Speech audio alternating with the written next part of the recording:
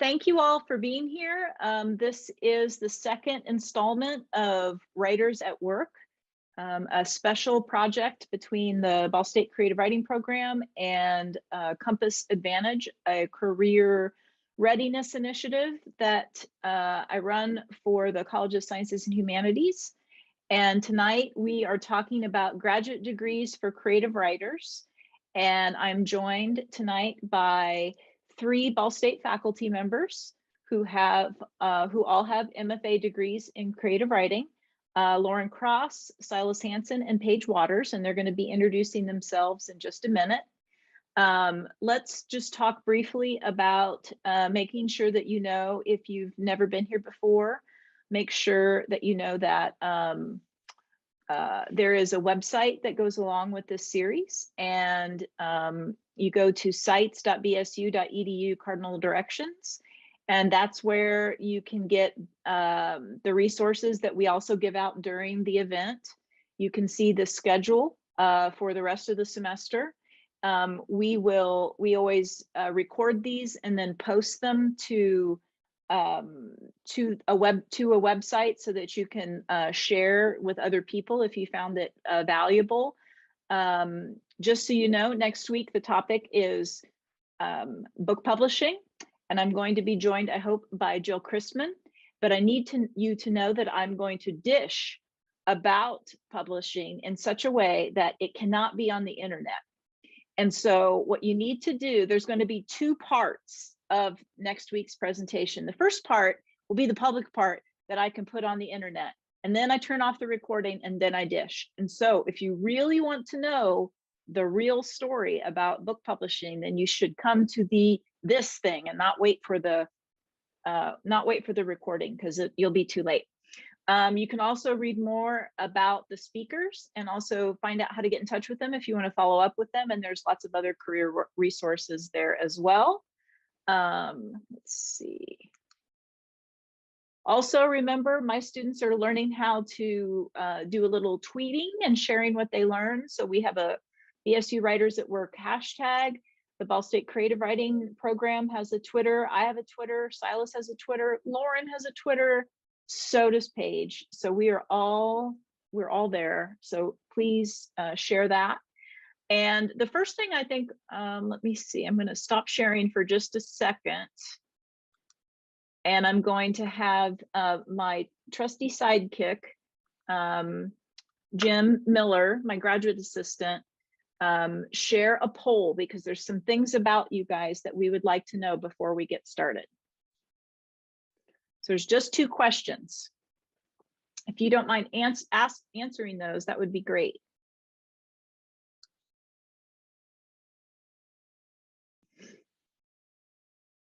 Let's see how so we've got 4 people, 5 people, 10 people. It's so interesting to get this live reaction. Many thanks to my student last week. He told me that my presentation was a little dull and that I needed to use the poll. And so I am. So this is really good for our speakers so they can see like where everybody is. So what's your level of interest in pursuing a graduate degree in creative writing? We've got 2 people so far who say, yep, I definitely want to go. 8 people who are like, I'm thinking about it. And some who are like, I'm not really considering it right now, but you might by the end of this talk. And if you go to graduate school in creative writing, what genre would you choose? And so 4 people are like, you have to choose. And we've got 12 people saying fiction, none saying poetry right now, 1 saying nonfiction, none saying film and screenwriting right now, and some saying none of the above. Although I'm not sure, what else is there? There's art, there's MFAs in art. I'm not sure what else. Maybe we'll find that out when we do the Q&A at the end. Okay. I believe there's some that have comics as an MFA option. Ooh, that's exciting. Okay. So thank you very much for giving us that feedback. That's awesome. All right. So I'm going to share my screen again, and we're going to share some photos. Here, I'll share the results with the crowd here. That. Okay, so this is what we're going to learn tonight. We're going to learn what is graduate school and how is it different from college, because it's real different. I didn't know that when I went to graduate school. I thought it was just more school. Was that a rude awakening? We're going to talk about different kinds of degrees, and there's two different types. One's called terminal degrees and one's called non-terminal degrees. And we'll talk about what those mean. We're going to talk about residential MFA programs and grad programs versus what's called low res. We're going to talk about the timing, like when you should go. Should you go right after college? Should you wait a few years? Should you wait many years? There's all different types of thought about this. How to research, how to find the right place for you. And also to know that there are what I call special interest MFAs out there. You can't necessarily go to any program to say, let's say you really want to write popular fiction. Like there are a couple of programs that really specialize in that. So those would be programs you'd want to look for. You can't necessarily expect that the thing that you really want to do is something that every school can do for you or with you. And so you have to do some research on that. We're going to talk about the components of an application and what matters and what doesn't. The way that you apply to graduate school is nothing like the way you apply to undergraduate.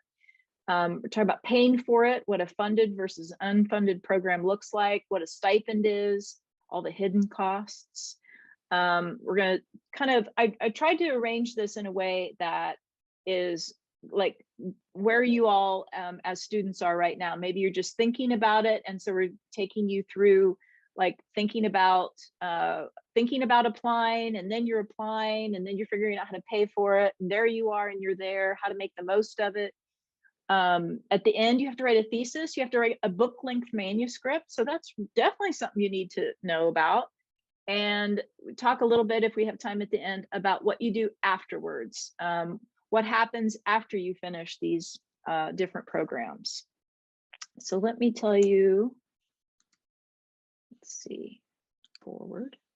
This is me in 1991 at the MFA potluck at Jeannie Libby's apartment in Tuscaloosa, Alabama. I went to graduate school before there was internet.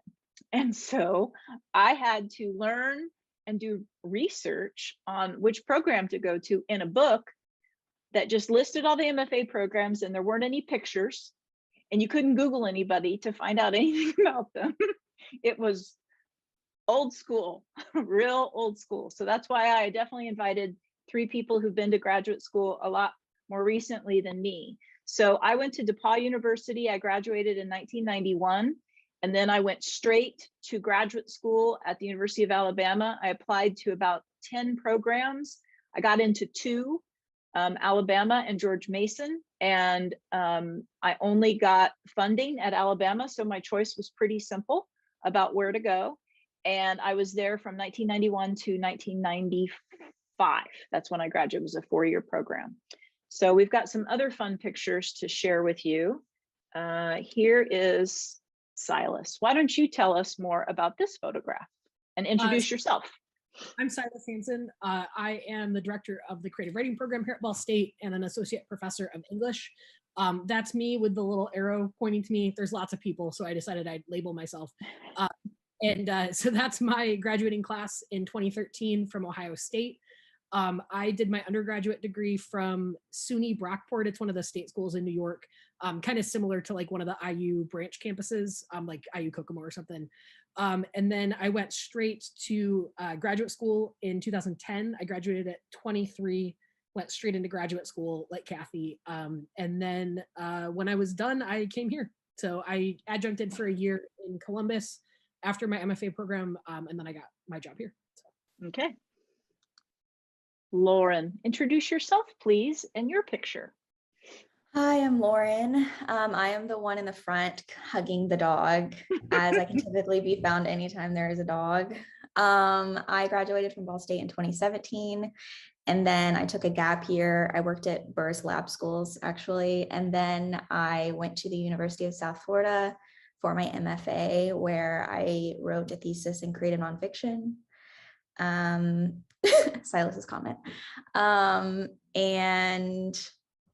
Yeah, this is just us hanging out. I actually was in my program during COVID, so I didn't have any fun, fancy like photos. I just had this one of us hanging out at a park in Tampa. Before COVID hit, right? Yeah, Yes. Okay. And you finished in 2017, is that correct? at Ball State. Yeah. And then my MFA, I finished last spring. Okay, got it. And now we have Paige Waters, and she's going to tell us about her. We loved her picture so much that we decided to also put a picture in. My name is Paige Waters. I teach in the Department of Media. My undergrad is from Ball State. It's in history and telecommunications, TCOM production. And then right after grad school, or right after undergrad, I went directly into grad school and I got my MA in telecommunications. And then it's a long story, but I ended up teaching in the department. Like years later, I had no plan to do that. And then while I was here, because I have a master's degree, which is considered a terminal degree, which I'll go over with you. Someone suggested that I go back to school and get a terminal degree, and someone suggested in particular this MFA program at Spalding University in Louisville. So I applied, got in, and then I finished that. I did it in like 2.5 years. I finished up in 2019, in like November 2019. Okay. So just so everybody knows, the difference between terminal and non-terminal degree is that a non-terminal degree like an MA is a degree that does not enable you, it enables you to do a lot of things, but it does not enable you to get a tenure stream job in academia. In academia, they prefer people to have terminal degrees, which are mostly PhDs, but artists like us, writers, and the people who teach over in the art department, many of them also have MFAs. And the MFA and the PhD are terminal degrees that enable you to be eligible for tenure stream jobs. That's really the big difference. To the rest of the world, it doesn't make any difference. It's a master's degree, but it only matters really when you think about graduate school. So one of the things I've written down the things that I want to talk about today. Let me stop sharing my screen so that we don't do all of that. Okay. Okay. Does everything look okay? Is everybody can see? Okay. The thing that I thought I would start with is the first question that was in the on that slide was, how is grad school different from college? And I thought I might just, like, some of this might be like old news to some of you, but for some people it may not. So let me just say a couple things. Grad school, especially in creative writing, is different even than normal grad school for in other disciplines and other places. But here are some things to remember. It is pretty competitive to get in. It's not like college where you apply and I mean, we're talking like there's only so many spots and there could be hundreds of people that apply for 8 seats, for example. So you need to understand how competitive it is. You can't just say, I'm going to go to grad school and just go. Like it does take some work. But one great thing about it is that grad school is the first time in my life where I met my people. Like, those are my people. I didn't really feel like I fit in certainly in high school and not even in college, but grad school, like, these are my peeps. And so that's one of the great things about grad school is you find your community, and it's a community that you can have for the rest of your life. It's definitely more intense. Grad school there is no just showing up to class. Like, you spend hours getting ready for workshops and seminars that you then are on, you're teaching the class just as much as the professor is. And so you can't, like, you have to be kind of ready for that. For preparing for classes is, you don't spend as much time in class. There's a lot less structure, but you're really showing up when you show up to things. You should not pay for graduate school in creative writing. There are graduate degrees and MA programs that you can apply for and get that do enable you to go directly into particular kinds of industry jobs. And this ain't it at all. Really, MFA programs are really a chance to spend a period of time on your work. And that's really the main reason to go. It's not something that you want to go into debt for. And we can certainly talk more about that later if you'd like. It does not prepare you, like I said, it doesn't prepare you for a specific career, and it especially does not prepare you for the career of being a college professor. And so if your dream is to be a college professor, you need to tweak that dream a little bit and say, my dream is to be a writer, the best damn writer that I can be. And that is what actually gets you into graduate school and gets you the job being a college professor. It's a part of our lives that you don't see. You see us in front of the classroom, and so you think of us as your teachers, and we are. But the thing that really the source of our professional identity is that of writers. And so that is why you go to graduate school and what you could potentially being prepared for is being a writer, okay? And just please don't think of it as graduate school as more school. And you're good at school, so keep going to school. That's the reason I went, and it was not the best reason. So I've talked about that. I've talked about terminal versus non-terminal. So I'm going to start firing some questions at my panelists and see what they have to say.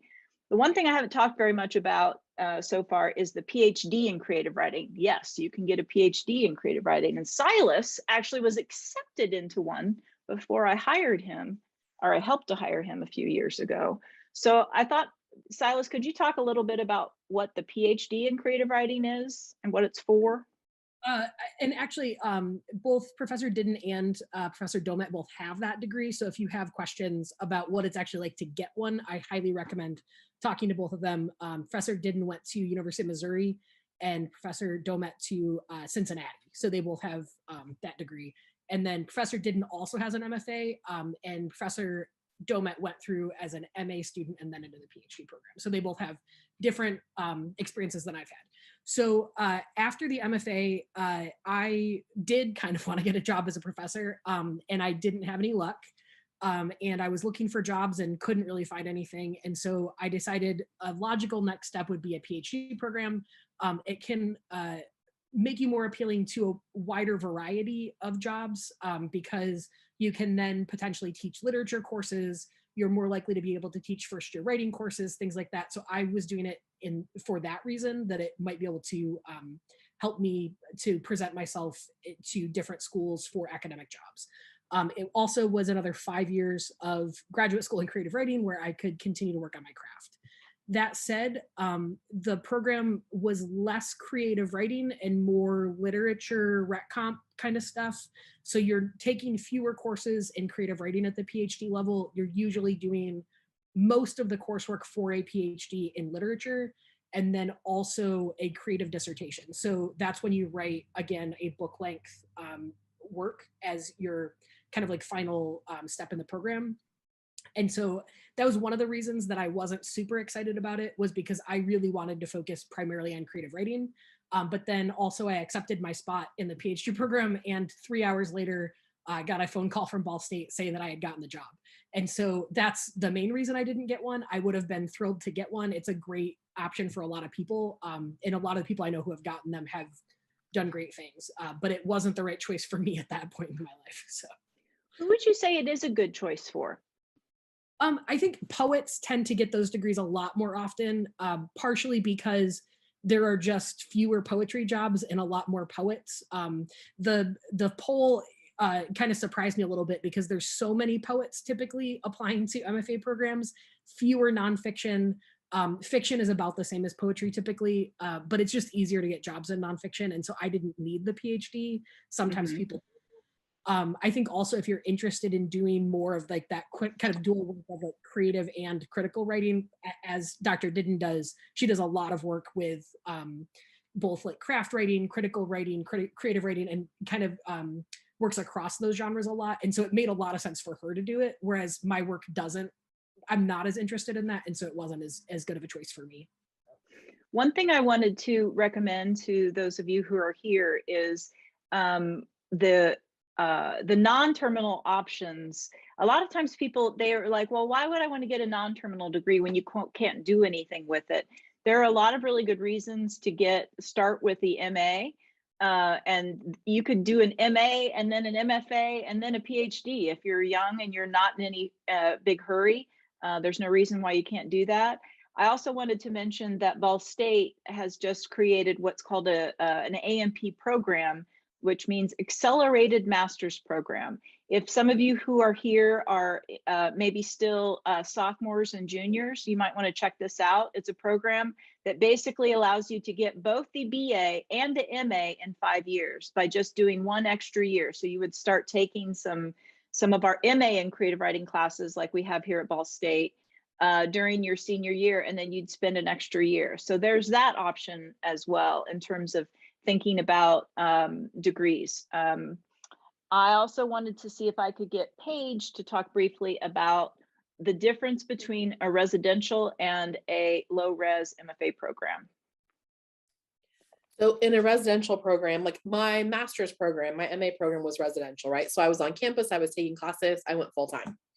My MFA program was what they call low residency, which means I spent one part of the semester, I think mine was like 10 days every semester on campus, like 9 o'clock in the morning to 6 or 7 o'clock at night doing stuff. It was like 3 credit hours. And then the rest of it was done remotely. And we did like an independent study. So I was only on campus one time a semester for 10 days. And then the rest of it, I was on my own. Can you talk about why you talked about like why professionally that was a good idea for you here at Ball State, but I mean, can you also talk a little bit about why for other people, why a low res might actually be a really good option for them? Well, for me, part of it was professionally, like I needed to do it. I've got a husband and 2 small, well, at the time I had 1 kid. I got pregnant during the MFA program. One of the reasons I did the MFA program was we tried to have kids and it like another one wasn't working. I'm like, well, screw it, I'll just go get an MFA. And then what happened? That's what happens. It's what happens, right? So I graduated from the MFA program and then had my son less than a month later. But for me, like I couldn't go anywhere. Like I needed something where I could work full time still and also be in school and I was in school full time. It was 15 credits a semester. So I was doing both and I couldn't stop everything and then like do school full time again. I had to be able to do it while I was working.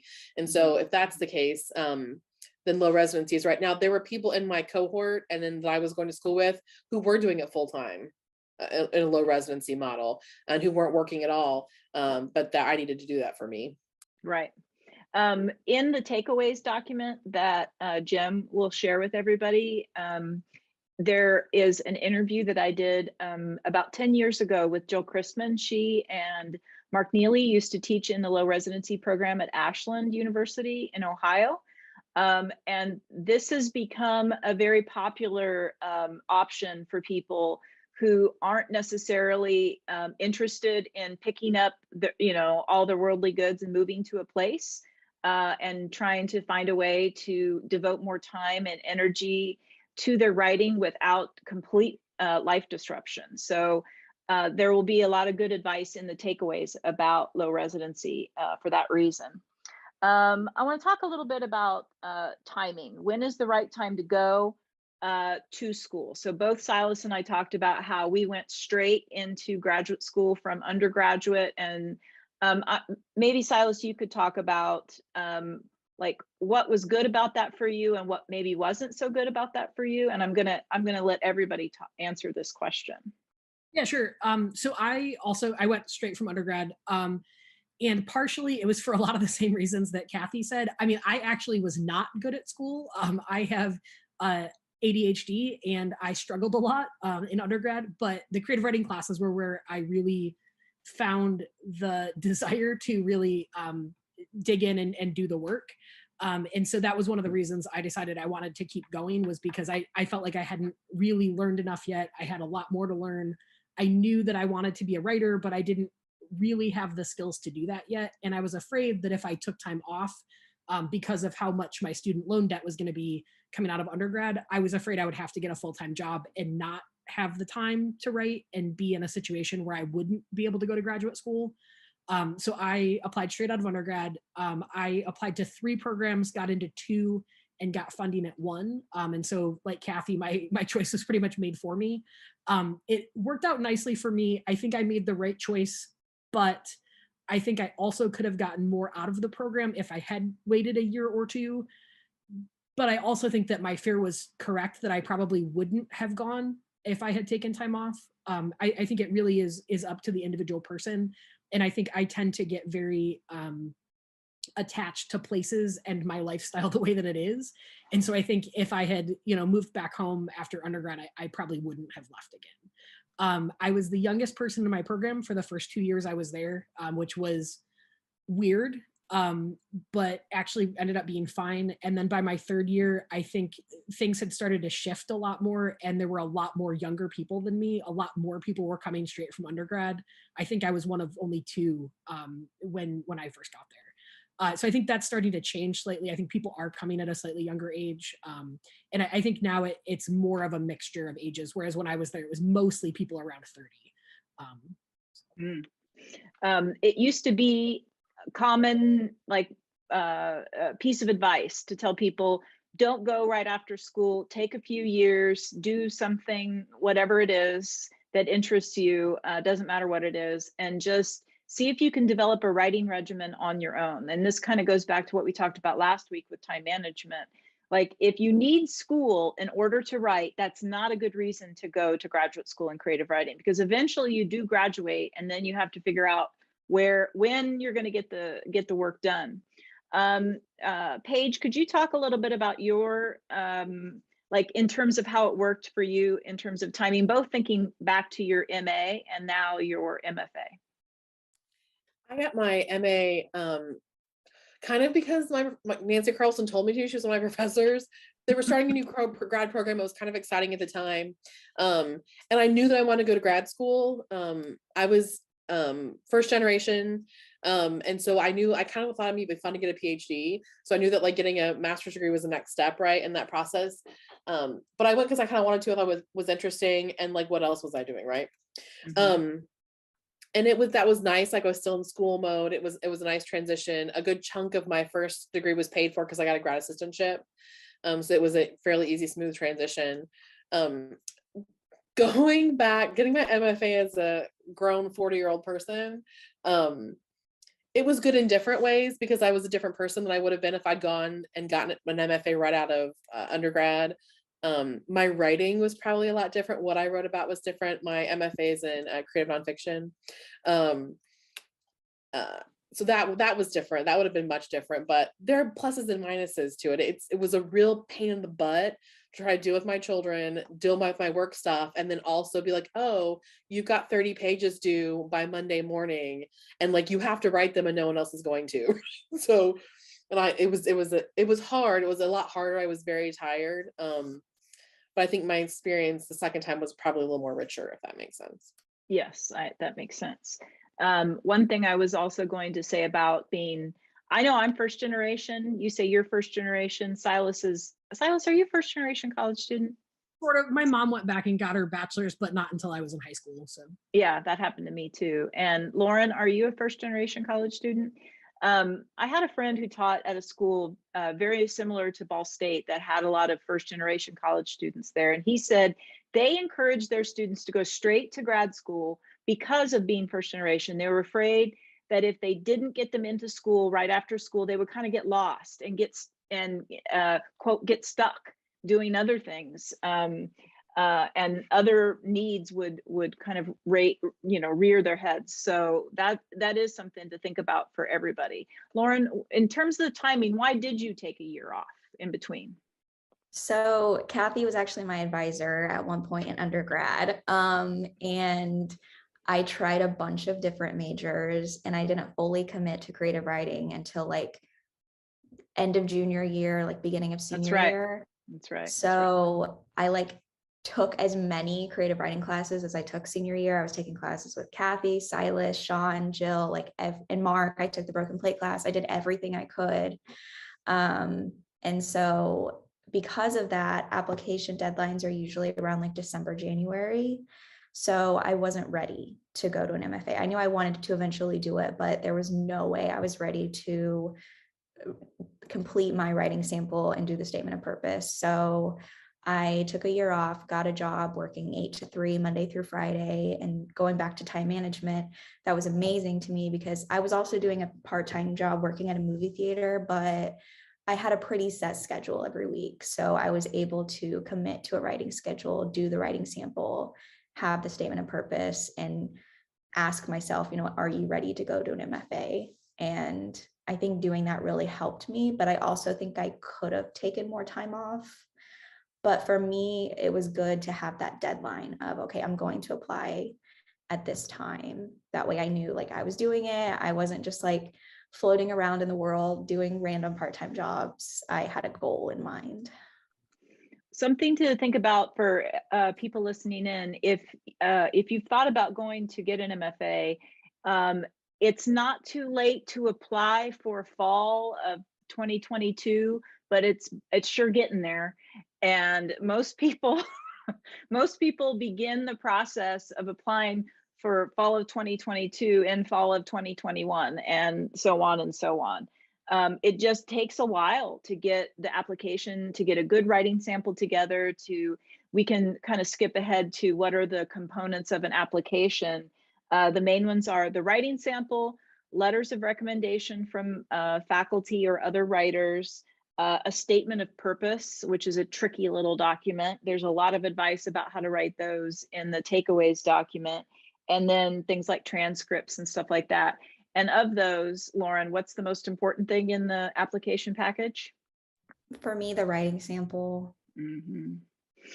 That's like the other things, I mean, are you can have a great statement of purpose, you can have a great letters from people, but and I used to teach in 2 different MFA programs, at Mankato State University in Minnesota and at University of Pittsburgh in Pennsylvania. And that was the number one thing. It's like, if you don't, it's really about the work and how you feel about it. Somebody asked, what are the benefits of the master's? Okay, that's a good question. And just so you know, that those same components and the importance of them are also important with getting just a plain old master's, a master's of English and creative writing. So Melissa asked, why get the master's then? And I might just throw that, even though, I mean, Silas and I teach in the master's program here at Ball State, so maybe he and I should tackle that. When you think about the people that we've taught, and also, I mean, Lauren was going to apply, right? You told me that today, that you were going to apply for our master's program in creative writing. So what are the benefits of the master's, do you guys think? I mean, I think it's similar to the benefits of an MFA. I mean, I think the MFA, even if you don't get a tenure track job, is still worth it for a lot of people.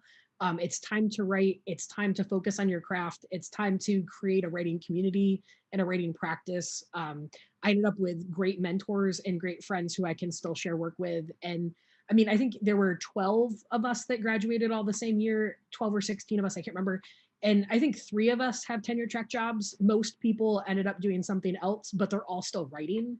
Mm-hmm. Are grant writers. One of them's a minister now. Like, we have people doing a ton of different stuff.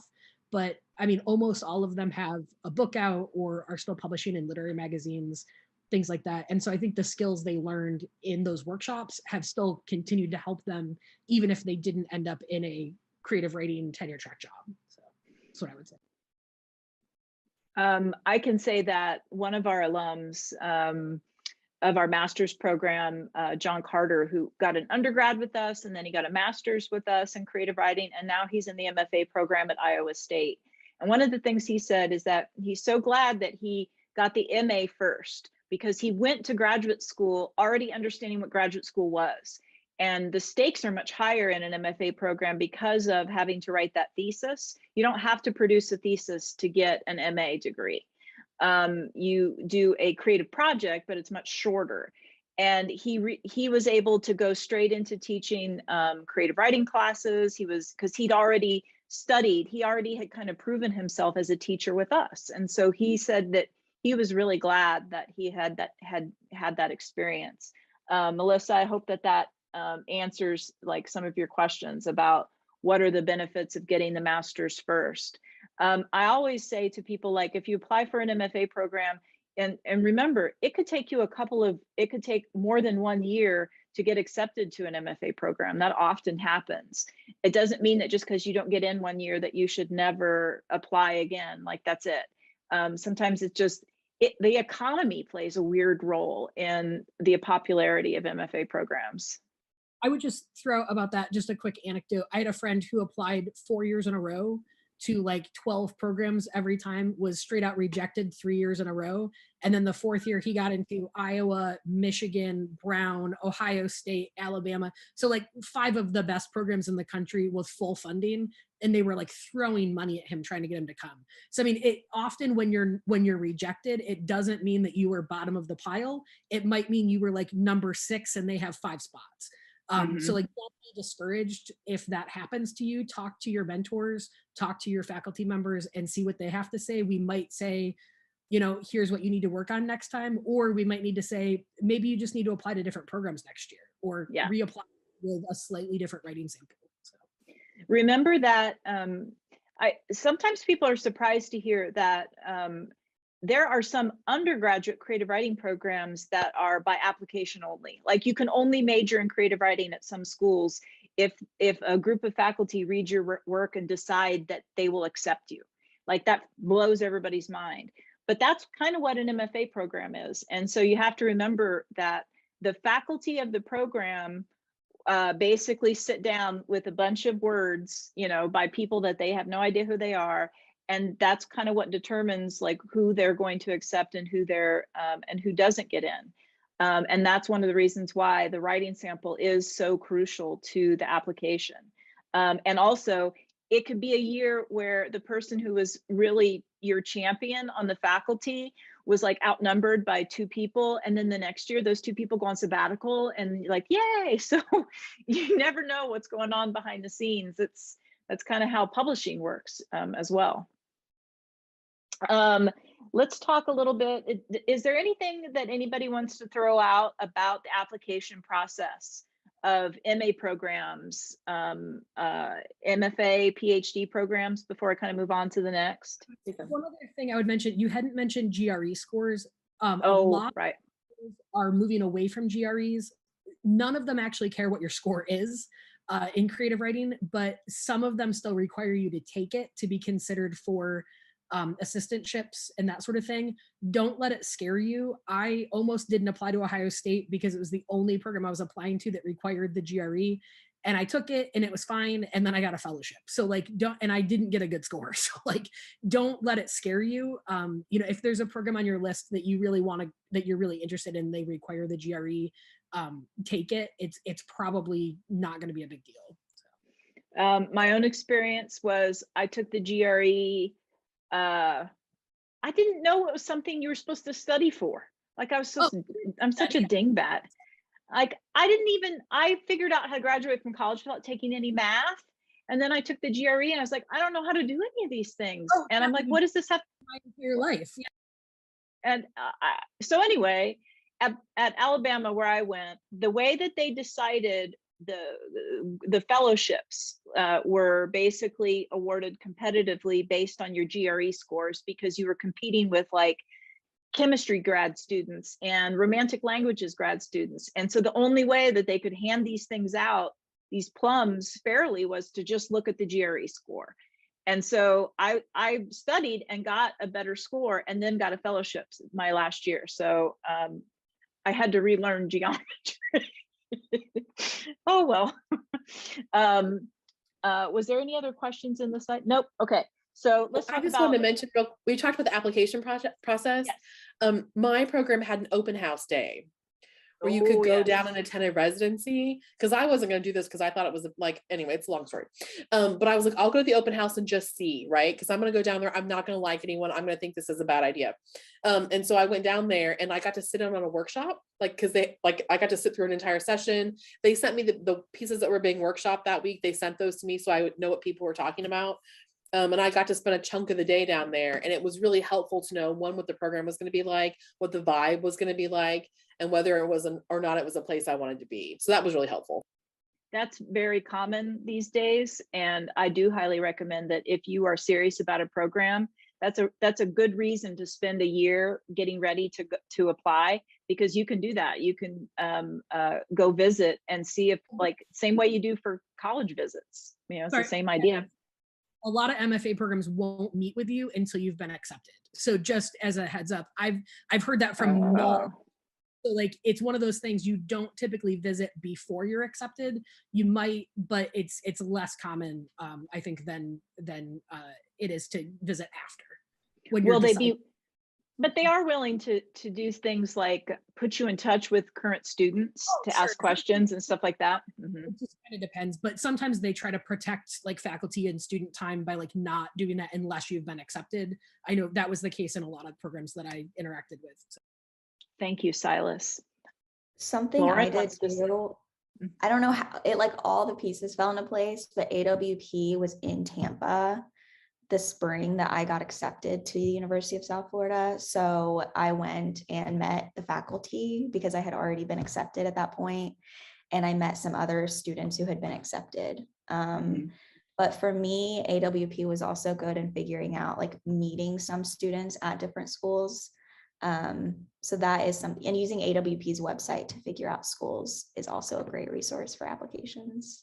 I don't have that on the takeaway sheet, but I will put it on the website after this event. Can we talk a little bit about money? And I especially want, okay, so I went to grad school so long ago that I earned $700 a month was my stipend, and I had an apartment, a 2-bedroom apartment for $200 a month. I made like just barely twice that. And I was in school 20 years later. So the thing that you, how do I put, do you want to explain funding, Lauren, since you're the person who went through this process most recently, or Silas, either one of you. I would like you to talk about this issue since I know nothing. So I only applied to fully funded programs. I wasn't going to go into debt for an MFA. And so that basically meant that my tuition was completely funded. I didn't have to pay for my tuition.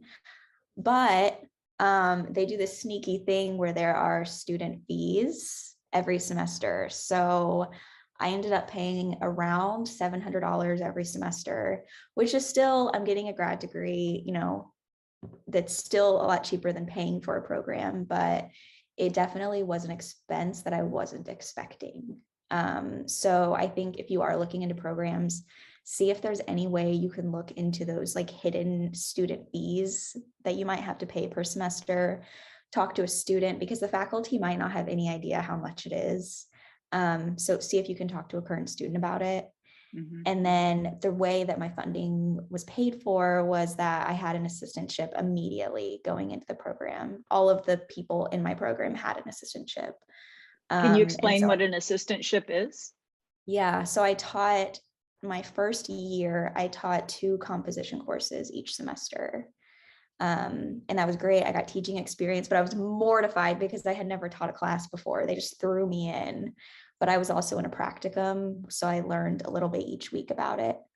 And then my second and third years, I was able to teach creative writing and also professional writing because I was in the creative writing MFA, so I was able to teach that. But then also I took a practicum course on how to teach professional and technical writing. So that way, when I graduated, I could also so during the program, I was also taking classes to get that certificate, the professional writing certificate. Mhm. So I was able to teach that and get more teaching experience. So so you got what they call tuition remission for, Yes. they give you a job as a person teaching, you know, first year writing courses typically, and they cancel out your tuition. And they also give you a stipend, and different schools have different size stipends depending on how much money that they've got. Like I said, mine was $7,000 a year, and I lived on that for 4 years. And Mine was 12,000, just transparency. Mine was 12,000 and I was living in Tampa. oh So my God, you it poor was a very thing. expensive place to live. So that's another thing to keep in mind. Look into standard of living. Yes. But I also asked to teach an additional class so I could get paid a bit more. So Yes. that's just something I did. Yes. Silas, can you talk about, like, you should also comparison shop about the quality of the deal that an MFA program is offering you. So Lauren got not a great deal. Maybe you could talk about your deal, Silas. I mean, my deal wasn't that much better than Lauren's, although cost of living in Columbus at the time was a lot less than it was in Tampa. I don't think that's true anymore. Columbus has gotten very expensive. But I got paid like, I think 16,000 maybe my first year. And then I think it went up slightly every year past that. I don't think I ever made more than 17. But I taught one class per quarter when we originally started. So I taught 3 a year, one at a time. And then we switched to semesters and I still only taught one. I taught sometimes in the summers for some extra money. Mostly I taught first year writing. And then during my second and third year, I taught primarily creative writing, which was given on kind of like a competitive basis. So everybody would get one class to have that experience. And then depending on how much you were publishing, what your grades were like in your other classes, what your evals were like, things like that, they would give you more creative writing classes on top of it. So my MFA program was 4 years long because we had to teach 2, and so we only had time to take 2. And like, meaning we could take 2 classes a semester and teach 2 classes, and beyond that, that was kind of hard. And that's very different for most undergrads who are used to taking 4, 5, 6, even 7 classes a semester. It's very different to think about how it works when you're in graduate school. So, so you were, Lauren, you were teaching 2, but were you also, how many classes were you taking? 3. 3. Until I got to my final year when I had my thesis hours. Okay. What about you, Silas? They had us do, I think it was credit hours. So we had a minimum of 8 per semester, which typically turned out to be like 2 classes plus like something else. So occasionally we would do like a 2 credit, like readings, independent study to avoid having to take a 3rd class. But sometimes we took 3. So how did it work for you, Paige? My MFA is the only thing I've ever paid full price for in my entire life. My program it wasn't fully funded. There were some people who were on who had like assistantships, like there was someone managed the social media for that kind of stuff. But because everyone's kind of coming from everywhere and going back, they had just a few assistantships, but I just borrowed money like I did for undergrad. Mm-hmm. But for me, it made sense to, because I needed to do something, like I had to do something, and like I couldn't do something like locally. I couldn't do something on campus. So in the long term, it will pay off. But if you don't have to, I would do not go into debt for an MFA. It made sense for me to do it, but it doesn't for most people. Right. Especially when you're young and you maybe already have a lot of debt. Yes. I was just going to say, low res programs typically don't have a lot of funding. You can find some that have funding. Scholarships are relatively common, that sort of thing, but it's rare to get like a full ride to a low res program. And that's one of the reasons that people tend to do those when they have full-time jobs that they can't quit or things like that, where they have the funds or the it's going to pay off in some way where they can take out the loans.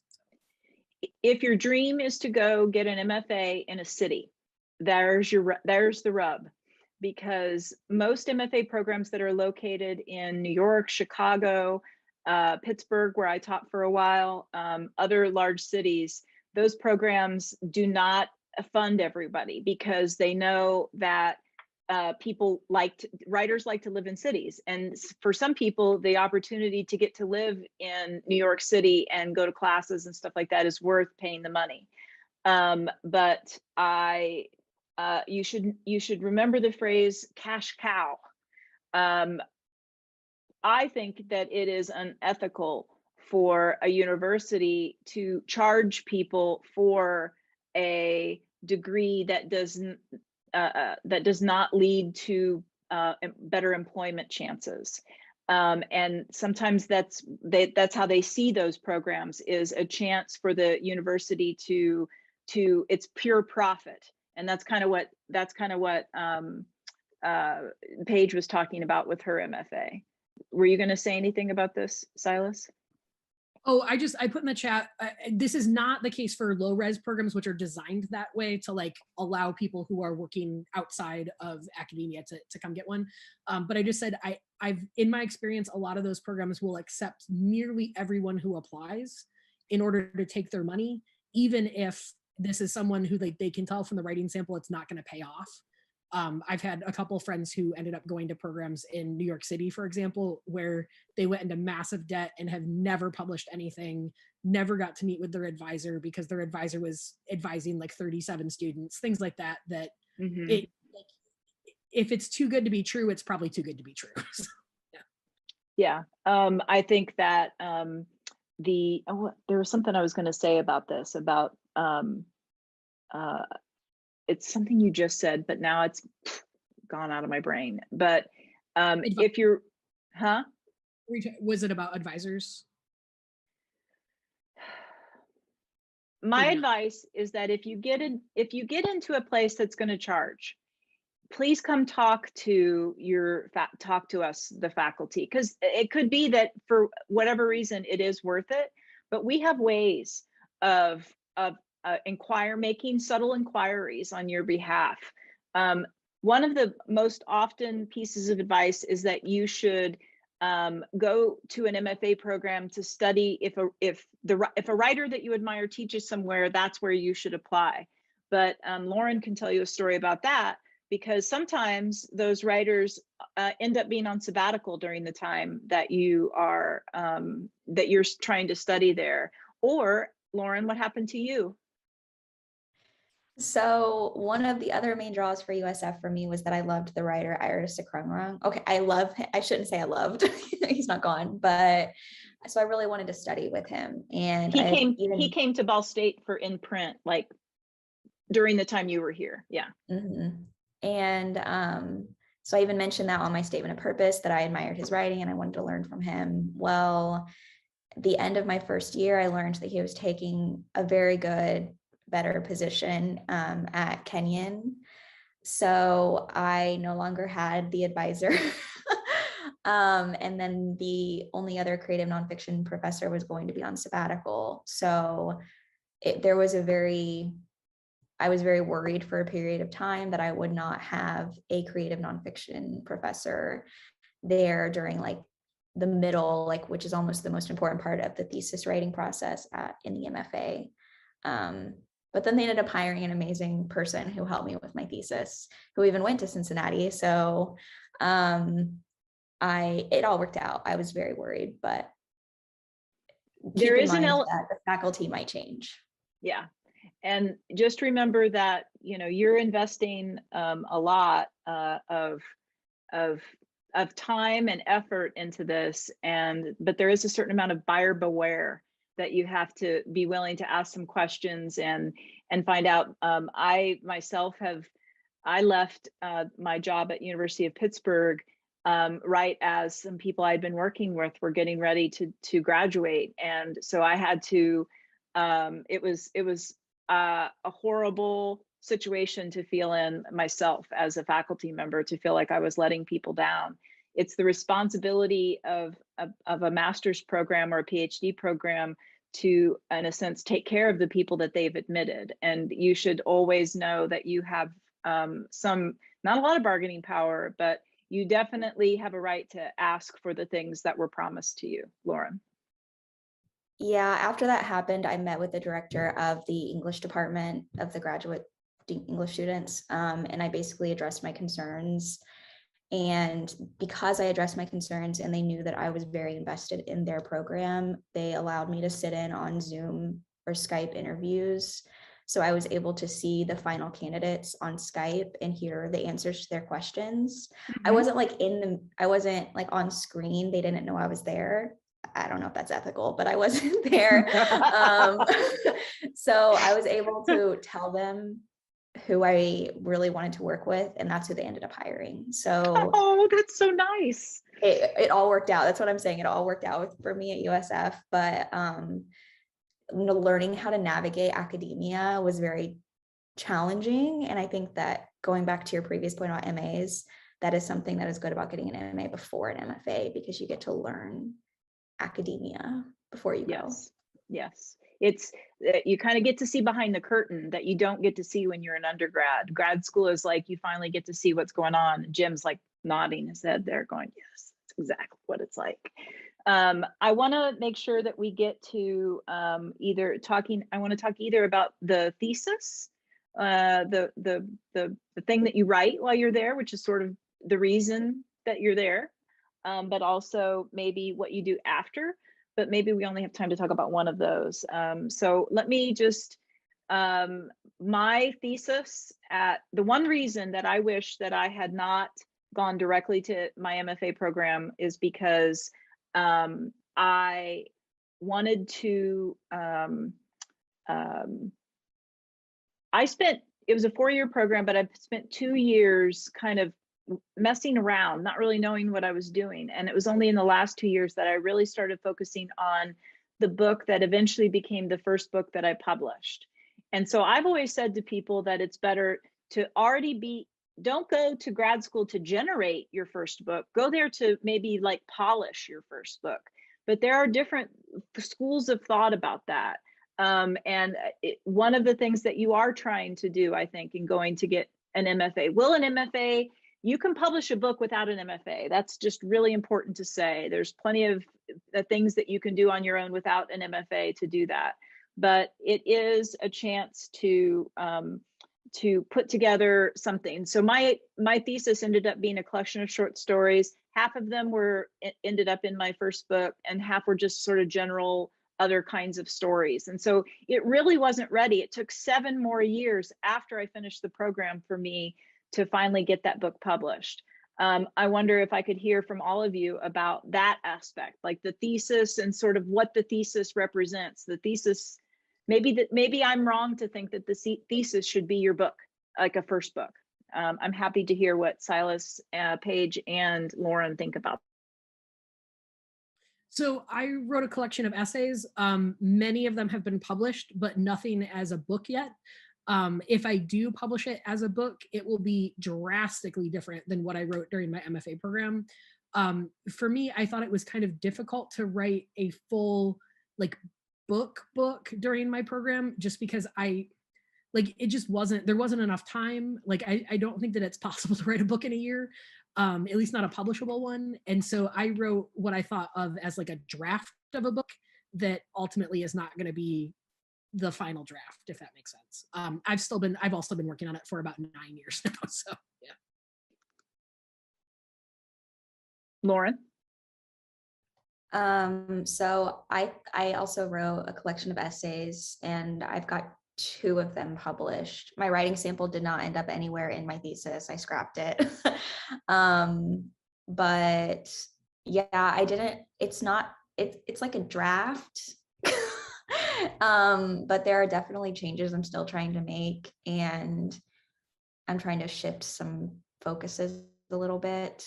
And the thesis is 100 pages at least. I think mine ended up being around 130, just because I do want to eventually make it a book. This is something I very deeply believe in. It's a project I do not want to scrap, but I do know that there are some people who never want to look at their thesis. They want to write something else.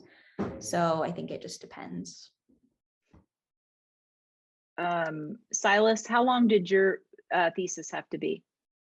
I don't think that there was like a quote unquote minimum. I mean, like, I think technically in prose, there might've been like a 120 page minimum. I think mine was like 160. There were people in my program who wrote like 700 page novels, but I was not that guy. So yeah. Paige, how many pages did you have to crank out there at the end? Don't know. I think the minimum was 75. Yeah. I think, but like writers, right? I think most people's were quite a bit longer. I don't remember how long mine was. But it was like Silas and Lauren. Sorry. I think that sometimes the amount of pages that is expected at the end kind of also depends on the length of the program. I've heard as much as 150 for like a 4-year program to 75 for other programs. So that's another thing that you want to think about when you're trying to decide what program to go to, is what's going to be expected at the end. That's a really important thing to ask. Make sure everybody that Jim has put the survey in the chat so that we can find out how helpful this was for you, so that we can continue to improve it maybe in the future. Are there any other questions from the audience about anything that we've brought up or anything that we forgot to bring up? And I'll just throw this out to the panelists too. Is there anything that you're like, oh, I wish we'd talked about blank?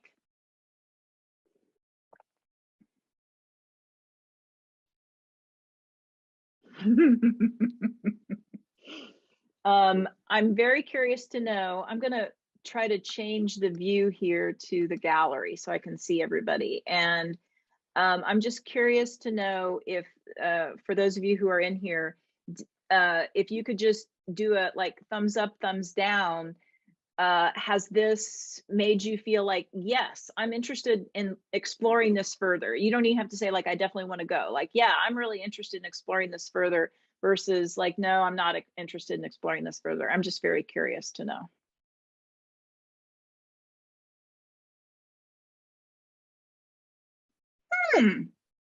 Interesting. So, in the chat, Cole asked about the personal statement, about Sure. Yeah. whether or not it should be like how personal. So they call it a personal statement. It's really more of like a statement of purpose is a better way to put it. It is a good idea to show your personality in there and to talk about like your plans and what you like and value as a writer, and you know who you admire as writers and that sort of thing. But it should be focused primarily on your work and like what you would do in the graduate program. So it's less of like that kind of statement of purpose from undergrad where you might have like told a personal story or that sort of thing. It's more about like what your goals are, how the program would help you meet those goals, what aspects of the program appeal to you, that sort of thing. There's, I think, 3 different internet articles. One of them is by me with advice about how to write the statement of purpose and what to talk about and what not to talk about. And as somebody who's had to read hundreds of them, everybody who applies to graduate school says, I've always loved reading and writing ever since I was a little kid. Yeah, I know. That's why you're here. You skip that part because you're with your people now. And, you know, we know that these are things that were important to you. So there's lots of like pitfalls to avoid in those articles. The other thing that's important is to make sure that you give the people that write you letters of recommendation at least a month to write you a letter. And that's important. Sometimes people think that we write letters of recommendation, that we have this like boilerplate template that we just like change the name, and absolutely not. Letters of recommendation, this is me writing to people I know who teach in other places about you, and they want me to tell them with as much specificity and honesty as I can muster exactly why they should take a chance on you. And I spend generally 2 to 3 hours on every letter that I write. So it is really important, and you can't just go up to a faculty member like last minute and say, oh, I need this by next week. Pages, like, they take forever. Were you going to say something else, Silas, about letters of recommendation? No. Okay. Well, if there aren't any other questions, then just please remember that next week you're going to be here to listen to Kathy talk about publishing.